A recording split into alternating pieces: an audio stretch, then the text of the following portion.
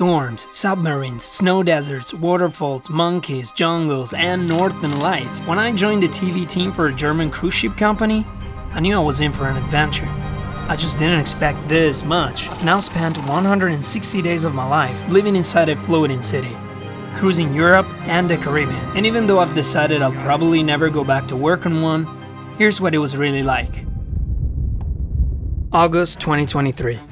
I just moved back to Italy, staying on my grandma's in the province of Rome. Before you can work on a cruise ship, you have to complete a series of safety trainings. In Italy, it's about 2 weeks long. Mine was in Genoa, the city with the biggest port in the country. Days were filled with theory classes and multiple choice exams. But the highlights? Jumping from a trampoline, then flipping an inflatable lifeboat and trying to clamber back in while laughing with strangers. Visiting the aquarium, although that was on my own time. Learning to put out a fire with an actual fireman's hose. And, of course, eating my way through Genoa's food. Once I had my certificates and medical checks, I packed my bags. As I headed to the airport, I felt the excitement buzzing in my chest, but a knot of nerves in my stomach. Next stop, Hamburg, Germany. My contract was about to begin. Seeing the ship from the bus made my heart race. It was massive, intimidating, and it was going to be my home for the next 70 days. My cabin was tiny and shared with someone who snored. I mean, really?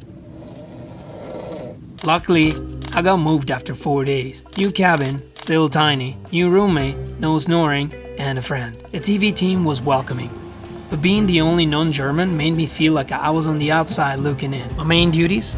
Filming onboard events and shooting tours in port, then editing everything into a cruise film for the guests. Evenings, instead, were spent broadcasting theater shows to every cabin's TV. The first few weeks were the hardest. I'd get lost in endless corridors, crew rules felt suffocating. Always wear your pin, only eat when the crew mess is open, never take food to your cabin. You had to watch what clothes you wore in passenger areas, and many more. We visited cities in Denmark, Sweden, and Norway, beautiful, but also freezing, grey, and rainy, which don't help if you're feeling down. I was homesick, doubting myself, wondering if I'd made a mistake. My supervisor suddenly turned tougher on me, and I'd lie awake some nights replaying what I could have done better. But I held into one thought. By the end of October, we'd be in the Caribbean. Slowly, I found my rhythm. I bonded with 2 colleagues my age. I learned the ship's layout. The tours became sunnier as we headed south. And then came the crossing of the Atlantic. 5 days at sea, sailing towards sun. You missed, eh? I'm here with my friendly photographer from the ship. Hi. And Angelucci. Sol. Huh? My name is Sol. Oh, Sol. Yeah. It's Sol. Okay. Like the gas station, Sol. Okay. The Caribbean was a turning point. New supervisor, clear schedule, sunshine.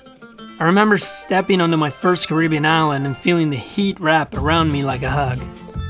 I was paid to go on tours I would have paid to go. Chichen Itza in Mexico, a submarine ride in Aruba, Monkey Land in the Dominican Republic, hidden beaches, crystal clear waters, cave lakes, sunsets. I turned 27 on board. A new colleague came along and the 4 of us on the TV team became inseparable. Work didn't feel like work anymore.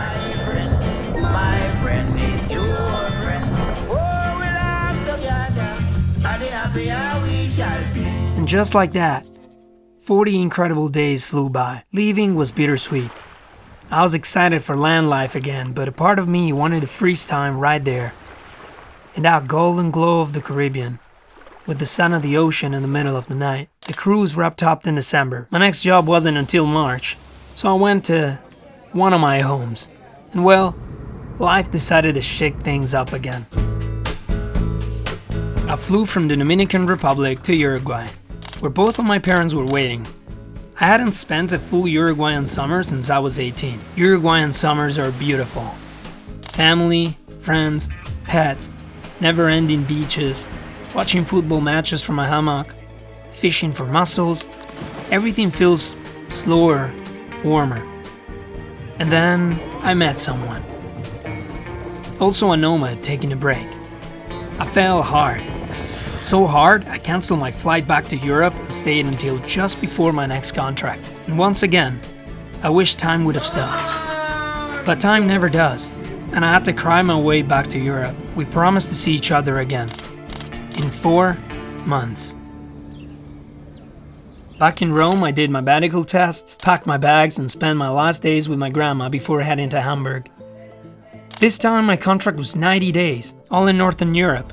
Cold, remote, challenging. My new team didn't click at first. Some days, the silence between us felt heavier than the weather outside, but there were bright spots. Snow-covered forests, Icelandic's volcanic landscapes, the northern lights flickering over us in the middle of the Northern Sea. To keep myself motivated, I started filming a music video for the girl I'd met, shooting little pieces in every port. My cabin mate was a young Italian guy, the cleanest and nicest human on the ship. I learned some German,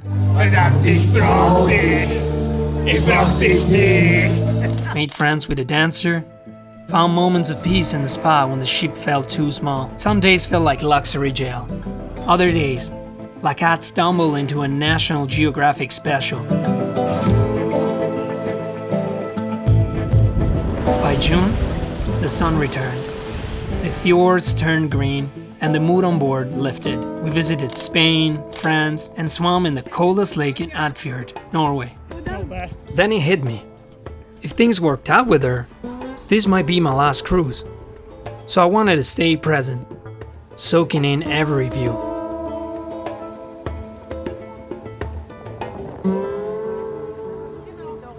When the contract ended, it felt like I'd passed a huge test. And the wildest part? Another adventure was already waiting. After a few days in Rome, I packed my bags again. Next stop, Hawaii, where she and I reunited, and our love story, still going strong today, truly began. I made the choice not to return to the ships, and instead, to keep traveling with her on land. Being apart for months at a time had been hard on both of us. In this way, we could write our next chapters together. Not knowing what will happen is always the reality. We hide behind routines and plans for a sense of control, but letting go sometimes reminds you what life really is.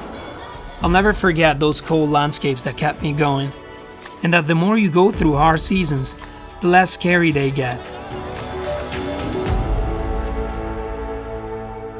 As always, I like to start this part of the video by thanking you for sticking till the end and for being part of this journey with me. I encourage you to leave a comment because I'd love to hear what you do to stay present or to break up your routine so life doesn't start feeling like the same day on repeat. Also, don't forget that by subscribing to my channel, you can show me your support. Thank you again. I'll see you in the next video.